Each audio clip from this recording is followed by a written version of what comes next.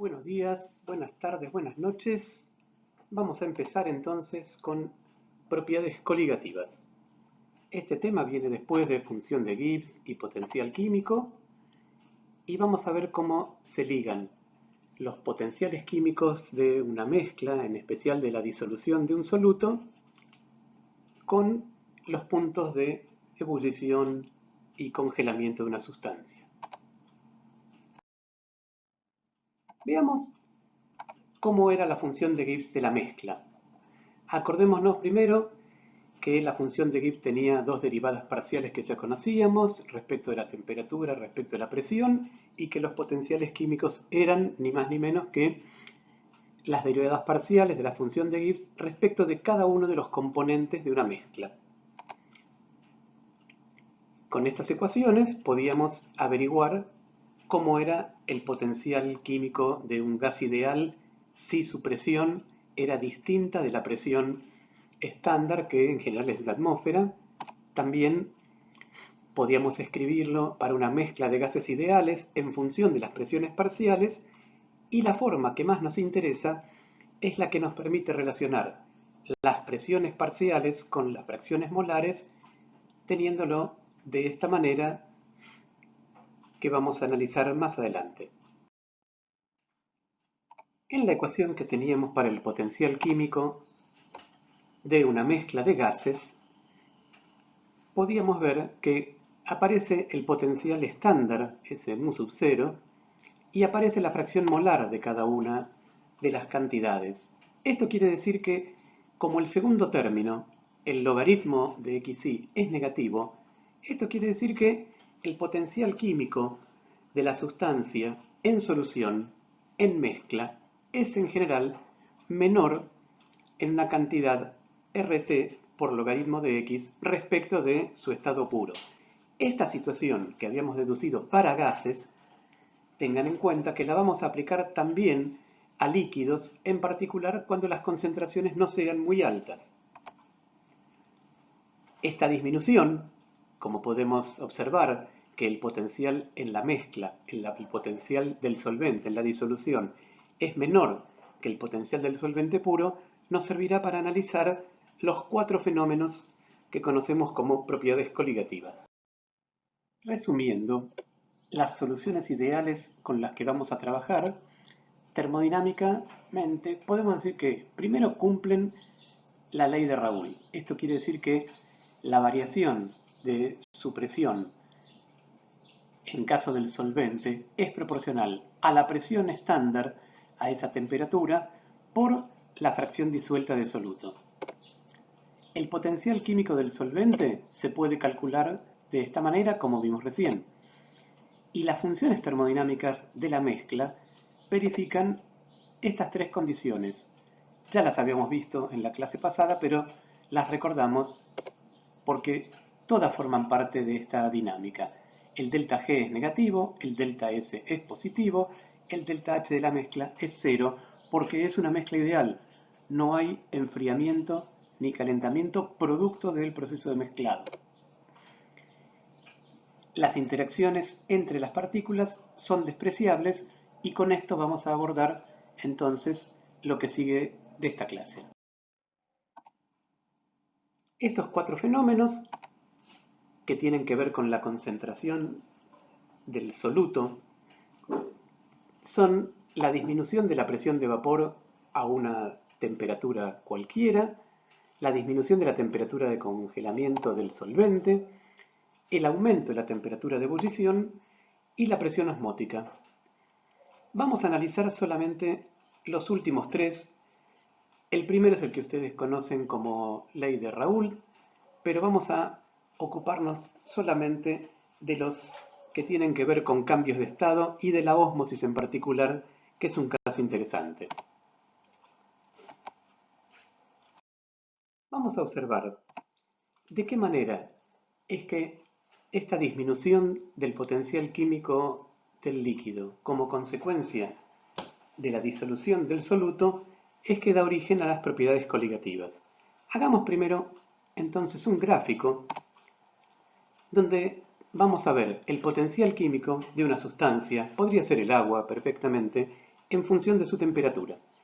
Vemos, por ejemplo, que el potencial químico de la fase sólida tiene un valor prácticamente constante, mientras que el potencial químico de la fase líquida tiene una pequeña variación con la temperatura, que está un poco exagerada en este gráfico para poder analizarlo mejor.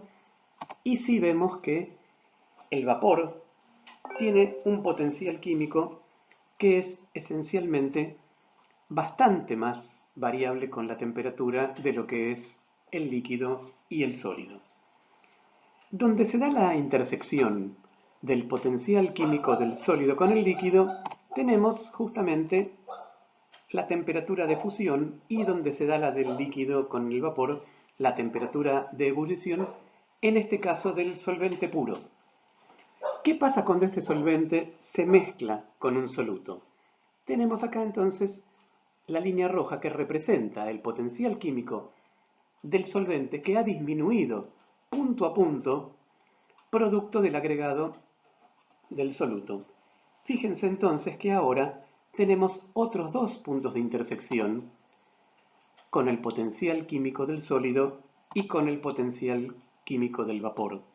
Eso quiere decir que el equilibrio líquido-sólido se desplazó, así como también lo ha hecho el equilibrio líquido-vapor. Cada uno se ha desplazado hacia un lado. En este caso, se produjo un descenso crioscópico en la temperatura de cambio de estado. Tengan en cuenta que, como no aparece soluto en la fase sólida, entonces el potencial químico del sólido no se altera, tampoco evapora soluto. Entonces vemos solamente la importancia de cruzar la línea roja, que es la del solvente, en solución, con las del solvente puro en las otras dos fases. Y vemos entonces que se ha corrido, producto de estas pendientes, también el punto de equilibrio líquido-vapor. Estas dos variaciones son lo que conocemos como descenso crioscópico y ascenso ebulloscópico. Han cambiado justamente por el hecho de haber variado el potencial químico del líquido. Otra forma de poder ver este mismo proceso es utilizando el diagrama de fases, un diagrama presión-temperatura, que no resulta tan evidente a partir de la propia idea de potencial químico, pero que es muy usado en los libros en general. Ustedes conocen este gráfico, donde esto representa, de manera también exagerada, las fases de sólido, líquido y gas de una sustancia pura, en este caso podría ser agua. El punto donde se cortan las curvas es lo que se conoce como punto triple, y las líneas que están indicadas son las líneas de equilibrio líquido-sólido, líquido-gas o vapor y sólido-vapor. Veamos qué sucede al agregar un soluto a este líquido. Vean dónde entonces cambia estas dos curvas. Tenemos una variación de la presión del vapor del solvente que se transforma en una curva que ha disminuido. Es más difícil de ver sin la idea de potencial químico esta variación, pero si admitimos entonces que esta es la forma y que las curvas de equilibrio se han trasladado, entonces puede verse que a esta presión, que sería, por ejemplo, una atmósfera, tendríamos en esos dos puntos de intersección entre la presión de vapor del solvente puro y la presión atmosférica, las temperaturas de cambio de estado, fusión y ebullición. Pero ahora, la presión de vapor del solvente en solución ha variado y tenemos otros dos nuevos puntos de cambio de estado. El gráfico representa la misma idea que antes, pero tengan en cuenta que aquí estamos representando la presión de vapor del solvente y no su potencial químico. Este gráfico o el anterior, cualquiera es útil. Personalmente prefiero el primero porque ya vimos de la expresión que el potencial químico disminuye, pero no podemos analizar tan sencillamente cómo varía la presión de equilibrio líquido-vapor. Vemos en los gráficos que a una dada temperatura, el potencial químico del solvente disminuía respecto del solvente puro, y ahora lo que nos falta es ver cuantitativamente, queremos ver en qué cantidad ha descendido este potencial para poder ver entonces cuánto es el ascenso ebulloscópico o el descenso crioscópico que implican la nueva situación de equilibrio. Para eso tenemos que usar la definición del potencial de Gibbs o la función de Gibbs. Vean ustedes, G es H menos T por S, y como vamos a trabajar de manera molar, vamos a trabajar con las cantidades H chiquita y mu, que son la entalpía molar y el potencial químico, que es la función de Gibbs molar. Vean entonces que como la derivada de G respecto de T o la de mu respecto de T es menos S, podemos escribir la ecuación de esta manera. Esta ecuación recuerda a la función de Gibbs, pero trabajada por mol, de manera específica. Si esta expresión la dividimos por t cuadrado, obtenemos simplemente esto reacomodando. Ahora, no es difícil ver, aunque hace falta un poco de práctica, pero es parte de la deducción, que el primer término, ese que tiene 1 sobre t cuadrado, 1 sobre t y la derivada, es la derivada de mu sobre t respecto de t. Esto nos va a permitir aunar todo el primer término en una única expresión y entonces obtener esta relación, que es la derivada parcial del potencial químico dividido t, es menos la variación de entalpía molar dividido t cuadrado. De aquí vamos a poder calcular cuánto vale delta mu para cada temperatura, y esta es la que se conoce como ecuación de Gibbs-Helmholtz. Esta ecuación no es muy vieja en la termodinámica. Piensen que tiene apenas unos 100 años, que es aproximadamente de la época en que Gibbs fundó su potencial y mostró su utilidad para todos estos cálculos. Resumiendo, antes de ir a cada una de las propiedades, tenemos dos relaciones importantes. Una que hemos establecido a temperatura constante y que es la variación del potencial químico del solvente respecto de la concentración. Como ya dijimos, el potencial estándar del solvente disminuye porque ese logaritmo es negativo, y además tenemos la ecuación de Gibbs-Helmholtz que nos va a decir qué sucede con este potencial ya modificado a medida que variamos la temperatura. Con el primero vamos a averiguar cuánto desciende el potencial del solvente. Con el segundo vamos a averiguar de qué manera restablecer el equilibrio a una temperatura distinta de la temperatura de cambio de estado del solvente puro.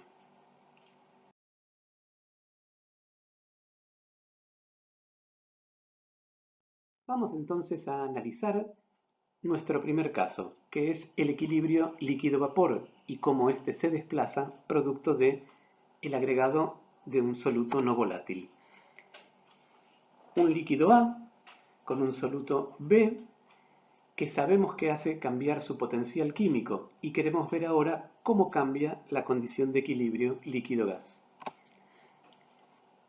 El líquido lo vamos a entender como una disolución ideal. Esto quiere decir que está muy finamente diluido en muy pequeña concentración y que las partículas del soluto no interactúan entre ellas. Esto las hace verse entre sí como si fueran un gas ideal. También vamos a considerar que el vapor de ese solvente es un gas ideal. Para que ambos estén en equilibrio, o sea, solución y vapor, es necesario que los potenciales químicos de ambos sean iguales. De no ser así, habría pasaje de materia de un lado hacia el otro según cuál de los dos potenciales sea más grande. Supongamos, entonces, que este equilibrio se ha roto justamente debido al agregado de un soluto no volátil. Para que haya un nuevo equilibrio, tiene que suceder que el potencial químico de la fase gaseosa, a la izquierda, sea el potencial químico estándar de la fase líquida, con ese término que tiene que ver con la disolución, o sea, estamos igualando el potencial de la fase gaseosa a la líquida, pero teniendo en cuenta que ha habido una disolución. Pero todavía nos falta un paso porque en este momento X representa la fracción molar de solvente. Queremos expresarla en función de la fracción molar de soluto. Despejemos de este primer término. Pasamos el potencial estándar del otro lado y dividimos por RT. Tenemos entonces en el numerador la diferencia de los dos potenciales de la fase gaseosa y de la fase líquida divididos por RT, donde T es por ahora la temperatura de trabajo. Eso queda igualado al logaritmo de la fracción molar de solvente y dijimos que la queremos expresar en función de la del soluto. Entonces escribimos, dado que hay dos componentes, 1 menos la fracción molar de soluto.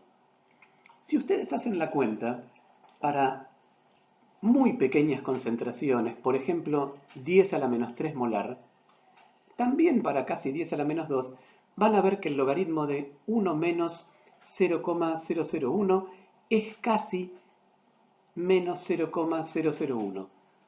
Y para números más chiquitos se parece más todavía.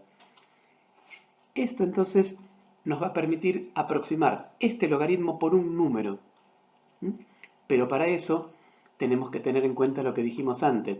Tiene que ser poco concentrado. No podemos tener una concentración alta de soluto en solvente. Tenemos entonces las dos ecuaciones que habíamos mencionado. La relación entre la variación de energía libre del proceso de vaporización, en este caso, y la relación de Gibbs-Duhem, que nos da una relación entre la derivada de delta G y el valor del delta H de cambio de estado en este momento. Vamos a tratar de vincular las dos, porque vean que en las dos aparece delta G sobre T.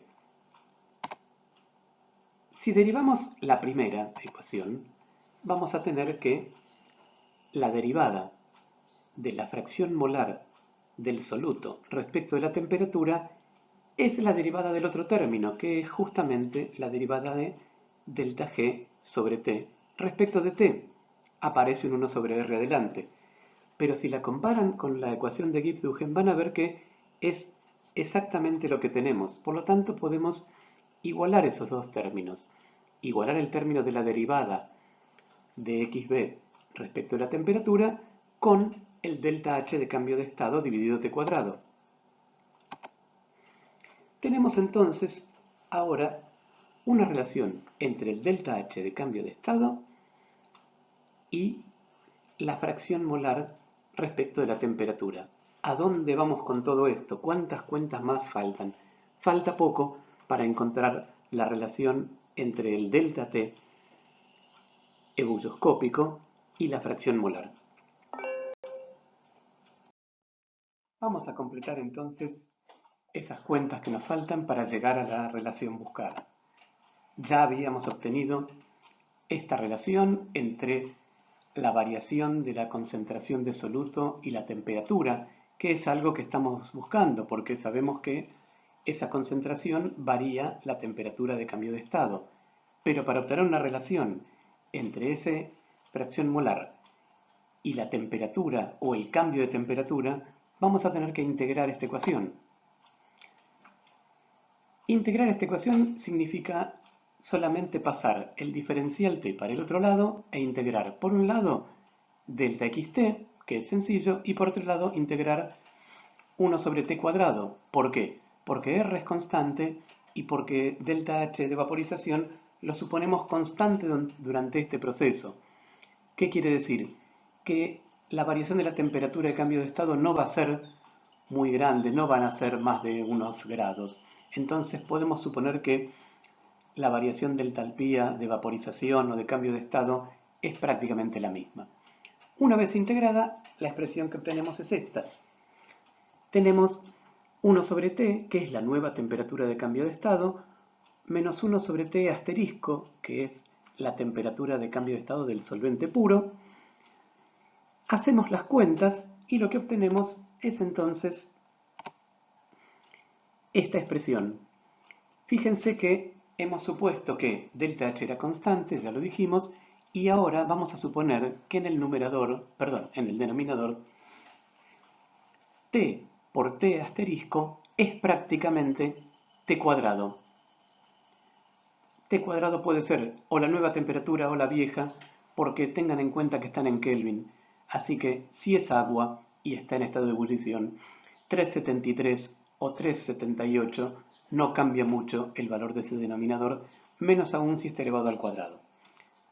Con lo cual ya tenemos ahora una expresión para la variación de la temperatura de cambio de estado en relación con la fracción molar. Vean que la cantidad depende de la temperatura a la cual se produce el cambio de estado, depende del delta H y depende de la fracción molar, que es lo que queríamos encontrar. Para cada soluto y para cada solvente tendremos una relación, pero sobre todo para cada solvente, porque R por T cuadrado dividido delta H es una cantidad que, por ejemplo, para el agua es R por 373 Kelvin al cuadrado dividido el delta H de cambio de estado, que podría ser, por ejemplo, 540 calorías sobre gramo, en las unidades que lo queramos poner. Pero ya tenemos una constante que vincula la cantidad de soluto agregado con la variación de la temperatura de cambio de estado. Esta es nuestra forma cuantitativa y obtenida a partir de constantes del solvente de encontrar el ascenso bulloscópico. Hemos llegado entonces a obtener la relación que buscábamos. De esta manera se vincula la cantidad de soluto agregado con el cambio de la temperatura de cambio de estado. Recordemos que T asterisco es la temperatura de ebullición del líquido puro, pero también que habíamos supuesto que la variación de temperatura no era muy grande. Y tengan en cuenta una parte importante, no hemos hecho ninguna suposición respecto del soluto, salvo el hecho de que tenía que estar diluido para hacer esa aproximación que tomamos en cuenta en el logaritmo. Si no, esta ecuación no valdría. Pero no nos importa si el soluto es una sal, si es un producto orgánico. No hemos hecho ninguna suposición respecto de las características del propio soluto. Esto es importante porque esta es la base de la relación de cambio de estado. La propiedad coligativa no depende de la naturaleza, sino de la cantidad de partículas presentes. Pero seguramente ustedes recordarán otra forma de ver esta relación entre delta T y la cantidad de soluto, que tenía que ver con la constante bulloscópica y la molalidad del producto agregado. Ahora vamos a ver de qué manera vincular esta primera ecuación con la ya conocida para de esa manera poder, por ejemplo, averiguar las masas molares a partir de las variaciones de la temperatura de ebullición. En la tabla que siguen pueden ver algunos de los valores de las constantes ebulloscópicas de los solventes más frecuentes, benceno, alcanfor, cloroformo, agua. Vean que la mayoría están dentro del rango entre 1 y 5 o 6. No tienen valores demasiado grandes. Después miren esta tabla para poder compararla con las de las constantes crioscópicas, a ver por qué les parece que son parecidas o distintas. Para el descenso crioscópico o descenso del punto de congelamiento, el planteo que vamos a hacer es prácticamente el mismo. Un líquido solvente en el que se mezcla un soluto no volátil y donde entonces el potencial químico del solvente cambia, en este caso, respecto del sólido a la temperatura de fusión. pero tengan en cuenta que la condición es la misma. Había disminuido el potencial químico del solvente, producto del agregado del soluto, y ahora tenemos que equilibrarlo con el potencial químico de la fase a la cual va a pasar. De esta manera, hacemos exactamente la misma derivación, haciendo las aproximaciones de las concentraciones, los potenciales y los logaritmos, porque el único térmico que modificamos es el del potencial del líquido. Y entonces obtenemos una expresión exactamente igual, donde tenemos, en este caso, el delta T de fusión o el delta T crioscópico. La temperatura que aparece aquí es la temperatura de fusión y el delta H es el delta H de fusión. Esta ecuación también puede ponerse a partir de una constante crioscópica y la masa, y la molalidad del soluto. Vamos a ver entonces cómo puede obtenerse a partir de estas expresiones, el delta T crioscópico y el delta T ebullioscópico, un cálculo para obtener con esta propiedad la masa molar del soluto. Aquí tenemos, como hicimos antes, los valores de algunas constantes crioscópicas, las mismas que vieron en la tabla anterior. Vean los valores y piensen, por ejemplo, recuerden que el del agua era 0,52 su constante ebullioscópica y 1,86 la crioscópica. Esta constante es 3 veces más grande. ¿Por qué les parece que será ese cambio de valor? Vamos a pensarlo y después lo charlaremos. Para poder obtener esto, vamos a hacer algunas operaciones, porque esencialmente lo que tenemos que hacer es pasar de fracción molar a molaridad. Pero tengan en cuenta que este es el punto fundamental. Nosotros no queremos usar las propiedades coligativas para deducir el descenso crioscópico o el ascenso ebullioscópico, sino para conocer quién fue la sustancia agregada. Si pesamos la sustancia agregada y averiguamos cuánto vale alguno de estos dos procesos, ascenso o descenso, con esa misma cantidad podemos entonces averiguar cuántos moles hemos agregado y de esta manera, relación masa a moles, vamos a poder averiguar su masa molar y de ahí habrá que hacer algún razonamiento para poder obtener quién es la sustancia. Entonces, recordemos que delta T ebullioscópico o crioscópico se escribía de esta manera. Reemplazamos la fracción molar por el número de moles de soluto sobre el número de moles totales. Pero como hay siempre muy poco soluto, en la última expresión van a ver que solamente aparece en el denominador el número de moles de solvente. Ahora tendríamos que pasar de esta expresión a poder incluir en el término fuera del paréntesis la molalidad para obtener entonces la constante crioscópica o ebullioscópica. Si llamamos M a la masa molar del solvente, que nosotros sabemos quién es el solvente, entonces la fracción molar de solvente se puede poner como lo tenemos ahí. Los invito a que hagan esa deducción. Y entonces, reemplazando en la ecuación de arriba, obtenemos que el delta T se puede expresar finalmente como R por T cuadrado por la masa molar del solvente sobre el delta H de ese cambio de estado por la molalidad ahora del soluto. ¿Por qué? Porque el número de moles de soluto quedó en el numerador y en el denominador entonces quedó 1 kilo de solvente.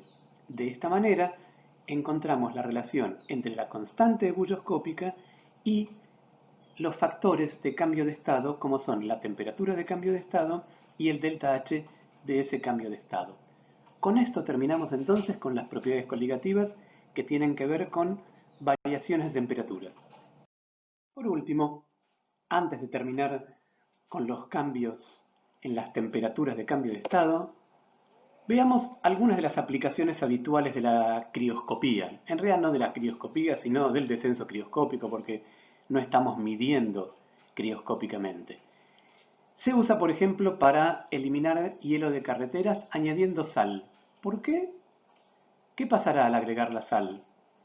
También para preparar mezclas anticongelantes, por ejemplo, para motores, y a veces para poder preparar bebidas muy frías, más frías que lo que se la podría tener, por ejemplo, lo que se conoce como cerveza glacial. Con esto entonces terminamos con estas propiedades coligativas y vamos a ver el tema que sigue, la presión osmótica. La presión osmótica es un fenómeno encontrado por Van Hoff a fines del siglo XIX que se expresa mediante una ley que vincula esa presión osmótica con la molalidad de una concentración, la temperatura absoluta y un factor de disociación que incluyó el propio Van Hoff. ¿Qué es la presión osmótica? Ustedes seguramente lo deben conocer como el pasaje de un líquido de una concentración a otra. Es importante entrar con un poco de detalle, no confundir la ósmosis con la difusión, así que vamos a precisar algunos aspectos en las diapositivas que siguen. Como decíamos, la presión osmótica es el pasaje de líquido a través de una membrana semipermeable. Pero este pasaje de líquido se da por descenso del potencial químico del solvente respecto del solvente puro. Como en todos los casos, el solvente en solución tiene menor potencial químico y entonces lo importante es entender que, a diferencia de la difusión, vean en el primer esquema, en la membrana semipermeable fluye agua desde el solvente puro hacia la solución y no en sentido contrario. La difusión, que es el proceso contrario, por así decir, de la ósmosis, es el pasaje de soluto a través de la membrana. Cuando la membrana es semipermeable, solamente las moléculas de solvente pueden pasar a través de la membrana. Y esto genera, aunque parezca contradictorio, una diferencia de alturas entre los dos lados de los tubos en U, como pueden ver. Se puede restituir la altura de los dos tubos si se aplica una contrapresión del lado de la solución. Ahora vamos a ver por qué esto sucede así. Vamos a mirar con un poco de detalle cómo es que sucede la ósmosis. Tenemos dos líquidos separados por una membrana. La membrana tiene características especiales porque es semipermeable. No es un colador, no es un tabique, pero sí tenemos una membrana que separa un solvente con distintas concentraciones a ambos lados. Una más concentrada que la otra, una parte puede ser solvente puro, otra solución. Lo importante es que haya dos concentraciones distintas a ambos lados de la membrana. Como dijimos, hay un lado hipotónico, el de concentración más parecida al solvente puro, uno hipertónico. Y entonces se da un efecto que es el siguiente. Hay un descenso del potencial químico en el lado hipertónico respecto del hipotónico. Hay más concentración y por lo tanto aparece un término que tiene que ver con el logaritmo como ya lo conocíamos. El solvente ha descendido su potencial químico producto del agregado del soluto. ¿Por qué no sigue fluyendo solvente de un lado hacia el otro? Pues bien, porque al ascender la columna de otro de los lados, aparece un fenómeno que tiene que ver con un aumento de potencial químico, ya no por variación de temperatura, como en los otros dos efectos, sino por un aumento de presión, un aumento de potencial químico debido a la altura de la presión hidrostática que se genera, como pueden ver, en la columna. Este será el fenómeno de la ósmosis. Si no hay una columna por la cual subir y ascender en contra de la gravedad, no habrá detención de la ósmosis y seguirá pasando solvente de un lado hacia el otro, pero no es el caso a analizar. Entonces, En la presión osmótica, que tenemos aquí graficada, pueden ver la diferencia de alturas en un caso y en el otro, y decíamos que en este caso tenemos que analizar la variación de la energía libre con la presión. Recuerden que antes lo hacíamos con la temperatura. Ahora resulta que, dejando constante el volumen específico, un aumento de presión provoca una variación de potencial químico. Antes, cuando lo hacíamos sobre gases ideales, recuerden que podíamos variar la presión parcial. Acá estamos en presencia de líquidos, no hay posibilidad de variar la presión parcial.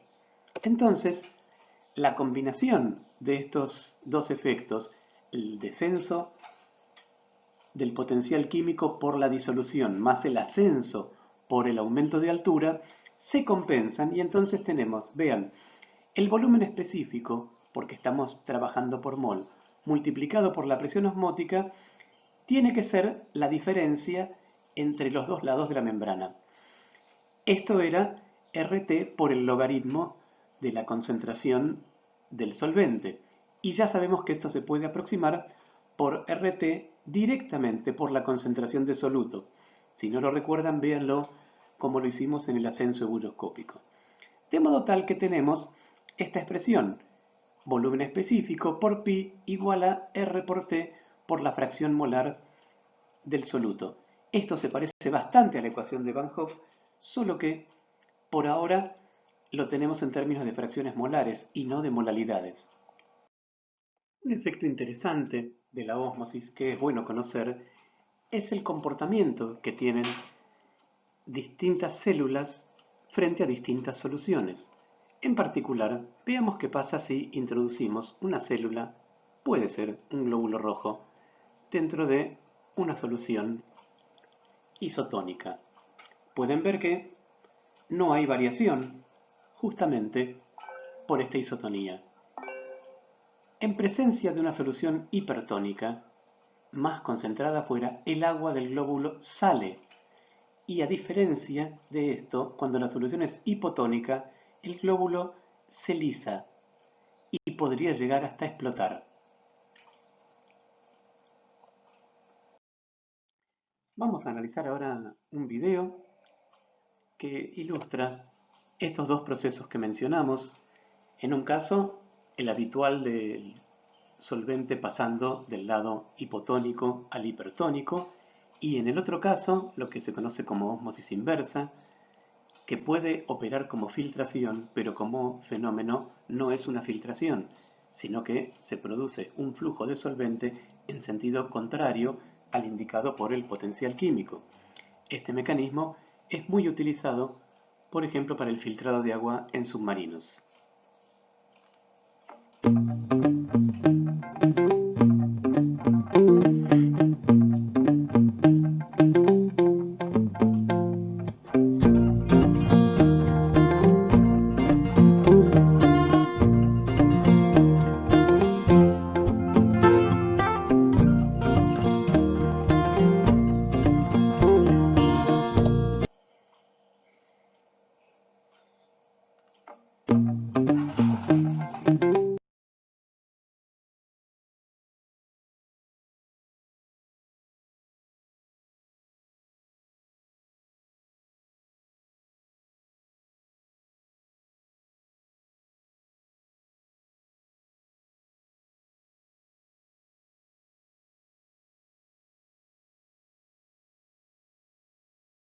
Terminamos así con propiedades coligativas. Esta ya es nuestra anteúltima clase. En la próxima vamos a ver potencial químico y reacciones químicas. Les queda pendiente entonces la guía de problemas, darle una lectura a esto y tratar de ver si pueden hacer la deducción para pasar en los ascensos euroscópicos y descensos crioscópicos de la expresión en términos de fracción molar a la expresión en términos de molalidad. Nos vemos en el aula.